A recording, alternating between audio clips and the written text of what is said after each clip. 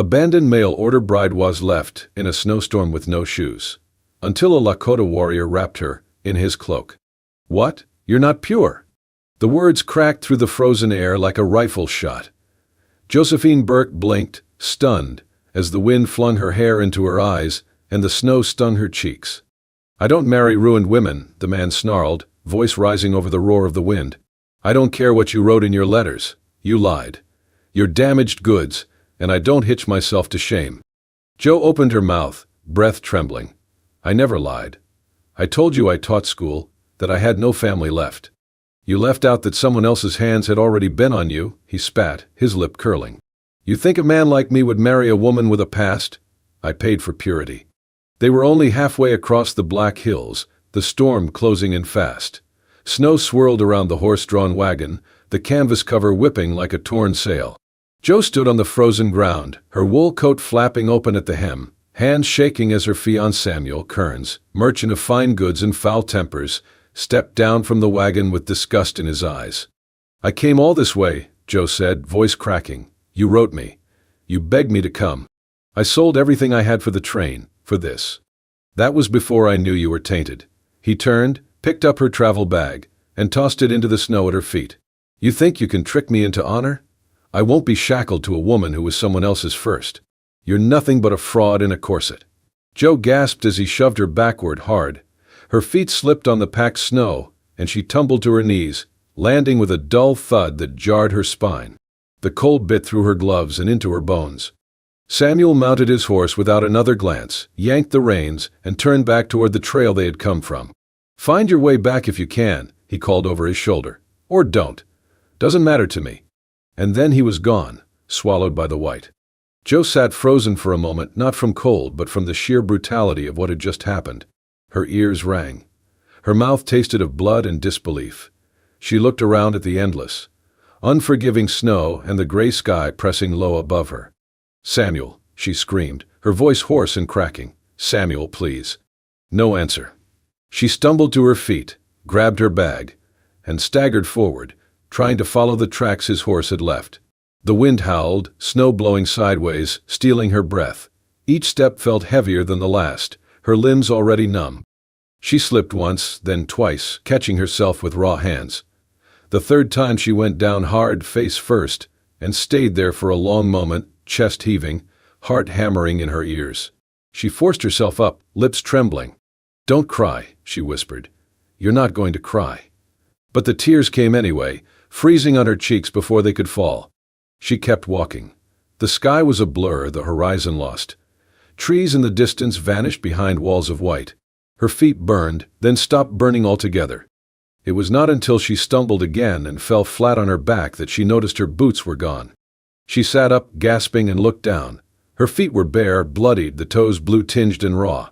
Her shoes had slipped off at some point, sucked away by the snow, and she had not even noticed. The pain had faded into numbness so quickly it frightened her. She laughed then. A sharp, broken sound. "Of course," she muttered. "Of course you took my dignity and my shoes."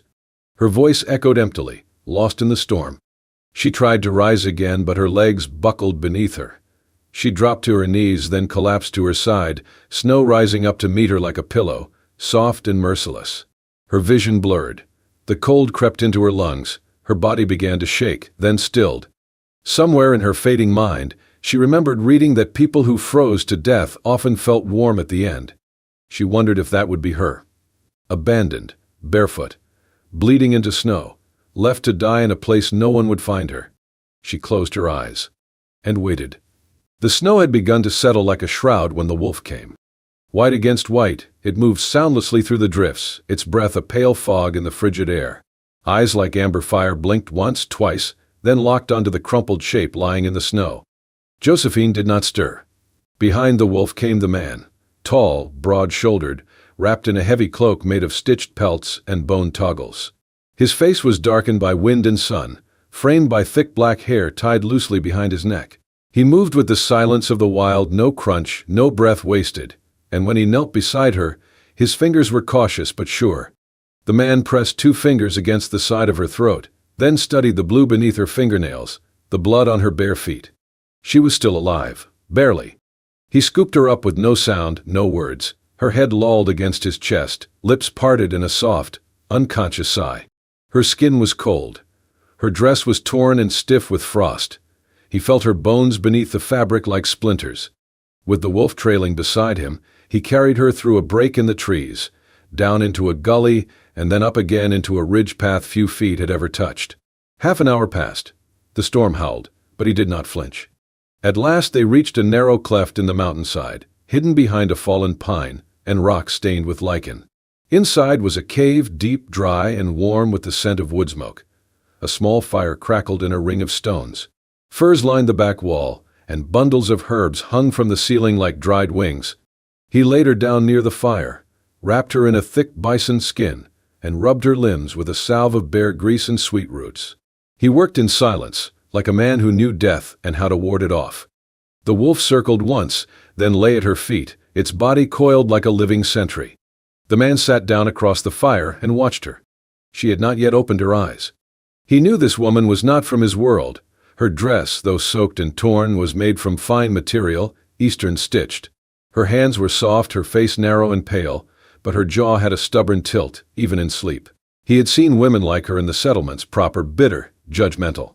But this one had walked into the mouth of winter alone. No settler woman did that. He did not wake her. He let the fire do its work. Only after several hours did he speak, and not to her. He spoke to the wolf. "They always come here," he said in Lakota, "to escape something, to bury something. And they think the snow will forget it for them." The wolf did not respond. He stared into the flames, jaw set. Years ago, he had a name among the Lakota that was spoken with pride. He had fought in defense of their land, had believed in honor, in strength, in the old ways.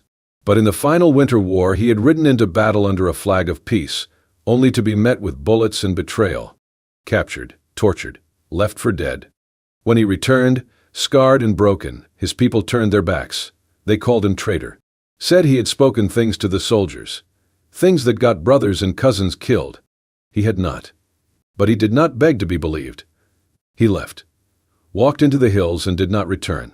He had lived there since. With the wolves, with the trees, with silence. No laws, no tribe, no lies. And now, here she was. Another stray. Another soul cast off. He did not know her story. But he would keep her alive. That much he owed no one but himself. The first thing she noticed was the fire. It cracked softly nearby, casting shadows on the stone walls around her.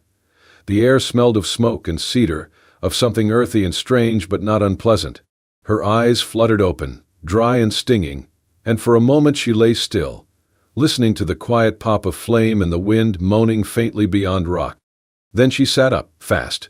Her body screamed in protest, and she cried out, clutching the heavy fur draped around her shoulders. She looked down and saw that her feet were wrapped in linen, and something that looked like softened leather. Her coat had been removed. Her hands trembled. "Where?" she started. A low grunt came from the far side of the fire. She turned. A man sat cross-legged beside the flames, half in shadow. His cloak of furs hung loose, revealing a broad chest and arms carved by weather and work.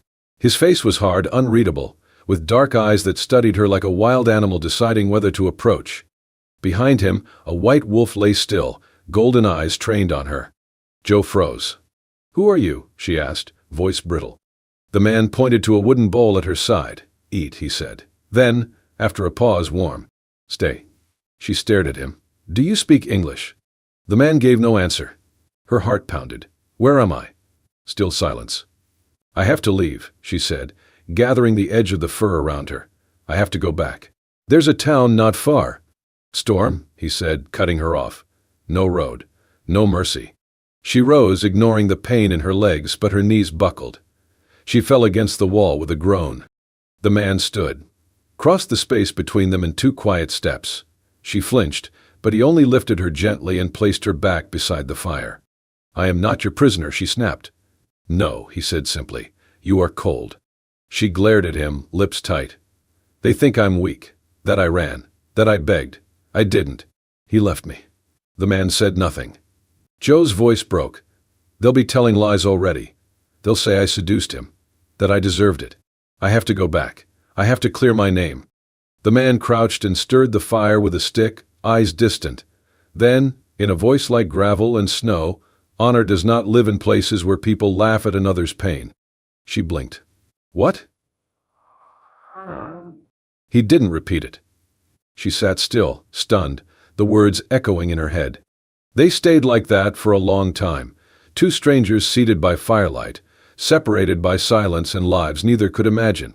The wolf huffed once, shifted closer to its master's knee. Joe looked down at the bowl beside her. Steam still rose from the thick stew inside, meat, herbs, and something else that smelled sharp and old. She lifted the spoon with trembling hands and ate. The man did not smile. He simply watched. And so began the strange rhythm of days. They said little. She could walk only a few feet at first, then a little more. He gave her space but always watched. She kept to one side of the fire. He kept to the other. He would vanish at dawn and return at dusk with roots, meat, firewood. She would heat the stones and prepare what little she knew to cook. They did not trust. But they did not leave. Two souls with nowhere else to go. The snow outside fell soft as ash, settling onto the pines like powdered ghosts. The wind had died sometime after dusk, leaving behind only the faint sighs of the forest and the low hum of the fire inside the cave. The flames burned steady, casting amber light across stone walls and the shadows that had learned to live there. Joe sat cross-legged on a bed of furs, the edges stitched with worn sinew. She held a carved wooden bowl between her palms, letting the warmth seep into her skin. Steam rose in slow ribbons from the stew, elk, she guessed, though she had stopped asking days ago. It didn't matter, not anymore. Across from her, Ska sat hunched over a long knife, sharpening the blade with deliberate, even strokes. His hands were stained and calloused, his focus unwavering. It was a motion she had seen him repeat a dozen times, and yet it still mesmerized her. There was something grounding in the way he worked, as though the world couldn't unravel so long as he kept that rhythm. They had lived like this for days now, perhaps weeks. Time had lost its shape. There were no clocks, no chiming church bells, no voices to mark the passing hours. She no longer measured in minutes. Now she measured in firewood burned, in the number of words he chose to speak, in the silence between wolf howls. Tonight, that silence felt different, less heavy, less guarded. Joe set her bowl aside and leaned back on her hands, watching the shadows shift across the cave walls. Do you ever wonder what would have happened if you'd just stayed away from people altogether? Ska didn't look up. I tried. She smiled, not mockingly, but with a flicker of understanding. Didn't work, I guess. He shrugged, one slow movement of the shoulder. Her voice softened. I used to teach children, back in Vermont. That caught his attention. The scraping of stone against steel paused mid-stroke. I wasn't much for needlework or hymn singing like my sisters, she continued. But I could teach a boy to read. I could make a girl believe she could be something more than a wife or a servant. I was proud of that. The fire cracked, sending sparks up into the dark. Then one day, a letter I'd written, to a man I hadn't even met, was found tucked inside a book. Someone turned it over to the school board. They said it was indecent, temptress talk, that I was unfit to mold young minds. Ska glanced at her then, not with judgment, not pity, just the steady attention of someone who'd seen enough of life to know when a story came from the gut. Joe's fingers curled around the edge of the fur blanket. I didn't lie. I didn't seduce anyone. I just wanted something of my own, a voice in a world that kept telling me to hush. Her breath trembled. And still, she whispered, they sent me away, like rot on the root. Ska set the blade down on the stone floor. He was quiet for a beat, then unfastened the cloak around his shoulders, pushing the heavy fabric aside. With a slow, practiced motion, he tugged down the front of his tunic, exposing a chest marked not just by wind and war, but by betrayal. From shoulder to ribs, a jagged scar curved like a lash across his skin, puckered, deep, angry. Joe gasped softly. What happened? He didn't answer at first. When he did, his voice was quiet. Peace flag. Winter of '76. I rode with 6 others to speak to the bluecoats. No weapons, just voices. Her eyes widened. They shot first. She stared. I crawled for 3 days. Found my way back. His jaw tightened. They thought I told the soldiers where to aim, where to strike. Her breath hitched. You didn't? No, he said simply. But they needed someone to blame. Joe's eyes burned, not with tears, but with the heat of recognition. They cast you out. He nodded once. They burned my desk, she said. threw my books into the street. The fire between them crackled louder. And something shifted. Not pity. Not forgiveness. Kinship. Joe reached over and broke the last piece of flatbread in her bowl, held it out to him. A quiet offering. Scott took it. Their fingers brushed, warm, rough, real. For a long moment they sat in silence. Not empty silence, but one rich with unspoken truths. The cave didn't feel like a prison anymore. It felt like shelter. Like the world had been stripped down to its bones, and what was left was something true. Joe looked into the fire, her voice a whisper. They thought we were dangerous. Scott's gaze stayed on the flame. They were right. And in that flickering light, they were no longer white and red, no longer a schoolteacher and an outcast, no longer broken. They were survivors. And they had found each other. It was late afternoon when she saw them, just beyond the edge of the ridge, their figures moving slow through the forest like ants along a crooked line. Wagons. Joe stood on a high slope, breath sharp in the cold, eyes fixed on the distant shimmer of sunlight glinting off canvas and steel. There was no mistaking it. A supply run from the nearest town. She could hear the faint clink of harnesses, the crunch of wheels over frost-hardened ground. Her heart pounded. Behind her, the wolf gave a low huff.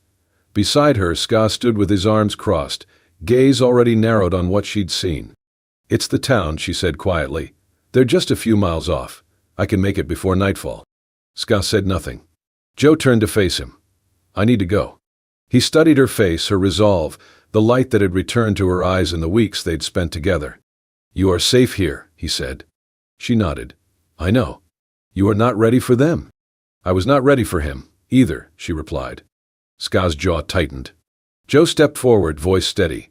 "I will not live like a shadow, hiding in caves, afraid of what others think of me. They took my name, my story. I'm going back to claim it. They will not listen. Then let them say it to my face." Her voice rose. "Let them call me a whore, and a fool, and everything else they whispered behind curtains. I'd rather be seen and hated than invisible and pitied." Ska's brows drew low. "They will hurt you." "They already did," she said. "But they will not do it without looking me in the eye this time." A long silence followed. The snow between them seemed to still. Ska turned away, looked toward the trees. Joe waited, her hands curling at her sides. "Say something." He said nothing. When he finally looked back, his eyes were darker than the sky behind her. "You do not need to prove yourself to people who would leave you to die," he said. "I'm not doing it for them," she answered. "I'm doing it for me." He gave a single nod, sharp and tight. "Then go." Joe flinched, just slightly. "I thought you might stop me." "I don't own you." She lowered her gaze. "No, you don't." She gathered what little she had, wool gloves, a small satchel, a strip of dried meat he'd packed without a word, and stepped past him. The wolf stood as she did, eyes flicking between them. "Thank you," she said softly.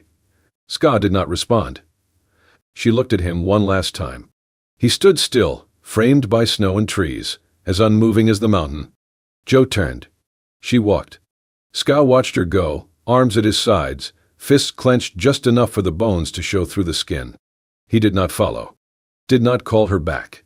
But long after her footsteps faded into the hush of winter, he stood there, eyes locked on the place where she had vanished, as if the snow itself might return her. The town looked smaller than she remembered. As Joe walked through the snow-packed main street, heads turned, conversation stopped. Children were pulled inside by their mothers, and shop doors closed a little too quickly. The silence had a weight to it, thicker than judgment, colder than wind. She kept her chin high, her step steady. She had changed since they last saw her, her face more drawn, her eyes darker, her body leaner. But it was not just the weeks in the mountains that set her apart now. It was the way she moved. Like someone who had already survived the worst. She reached the square and stopped. A group of men stood in front of the general store. One of them stepped forward, sneering. "Well, well, look what the wolves dragged in." Joe didn't flinch. A woman on the porch gasped. "That's her. The one who ran off with that savage." Another voice shouted from across the street, "You sleep with animals, you turn into one." Laughter rose, harsh, ugly. Then someone threw the first stone. It struck her shoulder, not hard, but enough to make her stagger.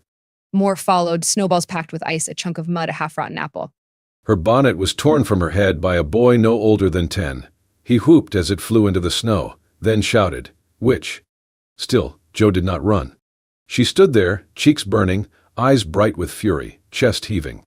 "I came back," she shouted. "Not for your forgiveness, for the truth." A man spat. "The truth is, you're nothing but a whore in a fur coat." Another voice hissed, "Where's your Indian now, girl? Where's your hero?" And then the wind shifted. A silence fell so suddenly it rang louder than the shouting before it. From the tree line behind the church, a figure emerged. He walked slowly, cloak dragging in the snow, the great white wolf beside him like a shadow with teeth. Eyes followed his every step, wide, uncertain. Joe turned, breath caught in her throat. Ska moved through the crowd like smoke, and the people parted without knowing why. When he reached her, he didn't speak at first. He simply reached down and pulled her to her feet, his hands gentle, his eyes fierce. Then, with deliberate care, he took off his cloak and wrapped it around her shoulders. Facing the crowd, he spoke with a voice that did not shout, yet struck like thunder. "You left her in the snow." He looked at each face in turn. "You fed her to the cold, to the dark, because you were afraid of her strength." No one answered. "She survived. And you mock her for it." Someone whispered, "She's not one of us." "She was never yours," Ska said, "and you were never hers." He stepped forward, placing himself between Joe and the mob. "But she is mine," he said quietly. "Not owned, not claimed. Chosen." The words fell like stone in water. Joe stared up at him, tears forming, not from pain but from something older, deeper. Recognition, home. And for the first time, the townspeople, those who had called her names, who had thrown stones, looked away. Because there are some truths you cannot spit at. Some loves you cannot shame? Scott turned to her. "Are you ready?" She nodded. And together they walked away, through the square, past the wagons, past the stairs. The snow fell gently around them, and no one dared follow. Not because of fear, but because something sacred had passed through their midst. And none of them could touch it. They never looked back. Not once. As they left the edge of the town behind, the silence between them was not heavy, it was complete. The kind that comes after something final, something chosen. Snow crunched beneath their boots. The white wolf moved ahead, tail flicking through the trees like a banner. Ska walked with his usual calm, but Joe sensed something gentler in the set of his shoulders. She followed him without question, every step taking her farther from a world that had never truly welcomed her and closer to one that did not ask her to explain herself. By dusk, they had reached the mountains again. This time, they did not return to the old cave. Ska led her higher, through a grove of evergreens, to a ridge where the sun broke open the sky each morning.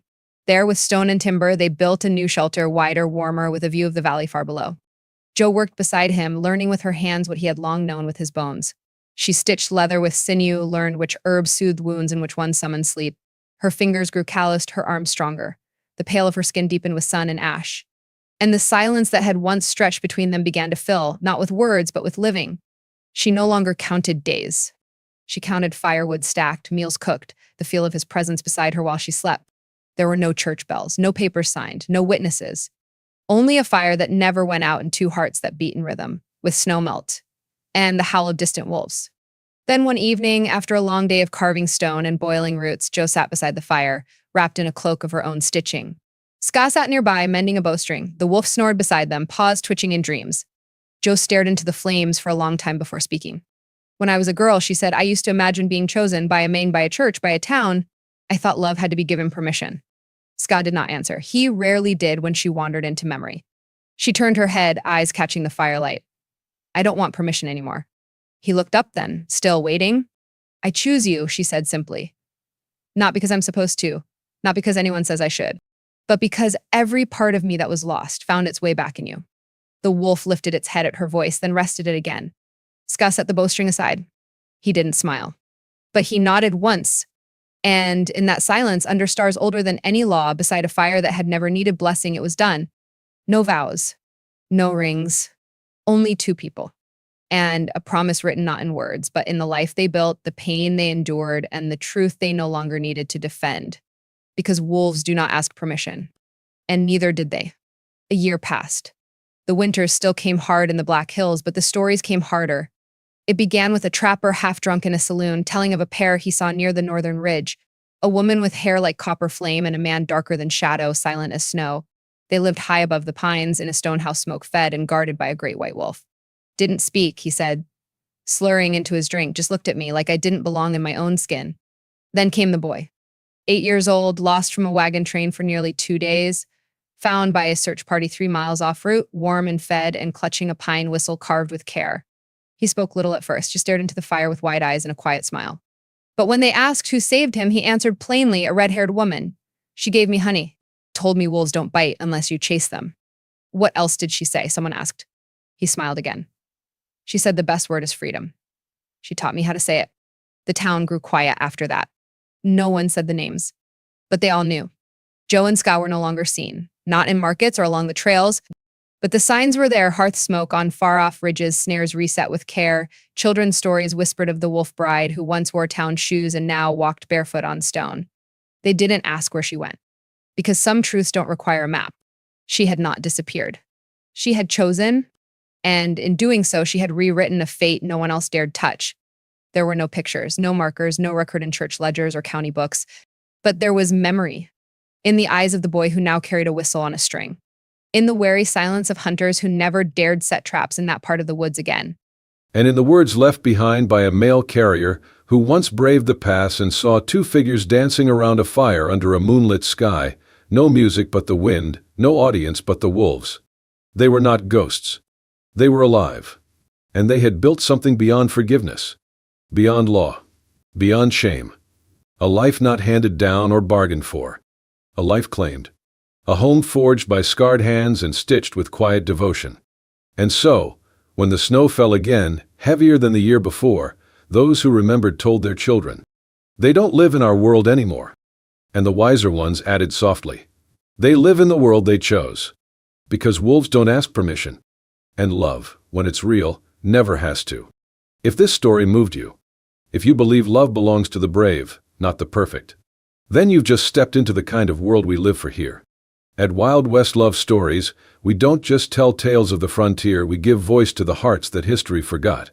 From outlawed romance to snowbound redemption, we honor every woman who stood her ground and every man who loved her without permission. Subscribe now to join us on more journeys through firelight, freedom, and the kind of love that outlives time. Hit the bell so you never miss a story forged in the wild and remembered in the heart. Wild West Love Stories. Where bullets missed, but hearts didn't.